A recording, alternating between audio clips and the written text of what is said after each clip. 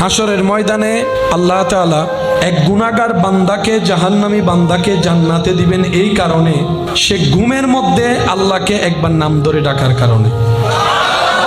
তো ফেরেশতারা রবকে বলবে, আল্লাহ সে তো জেগে ডাকে নাই, ঘুমে ডেকেছে। ঘুমে তো অনেকে অনেক কথা বলে।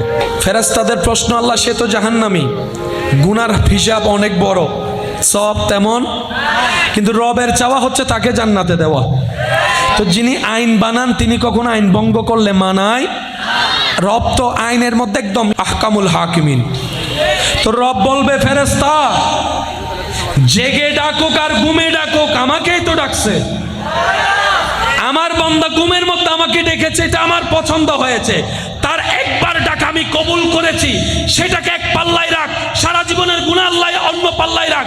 ফেরেশতারা যখন দেখবে ওই অবচেতন মনে একবার রব ডাকাটাই সওয়াব বাড়ি হয়ে যাবে। তো রবের চাওয়া বান্দা কোথায় যাক?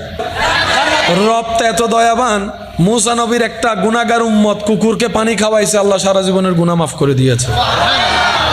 আপনি তো শানওয়ালা নবীর শানওয়ালা উম্মত, আপনি তো ইমামুল আম্বিয়া নবীর উম্মত, আপনি তো রাহমাতুল লিল আলামিন নবীর উম্মত, আপনি তো ইন্না আতাইনাকাল কাউসার ওয়ালা নবীর উম্মত, আপনি তো ওয়ামা আরসালনাকা ইল্লা রাহমাতাল লিল আলামিন ওয়ালা নবীর উম্মত।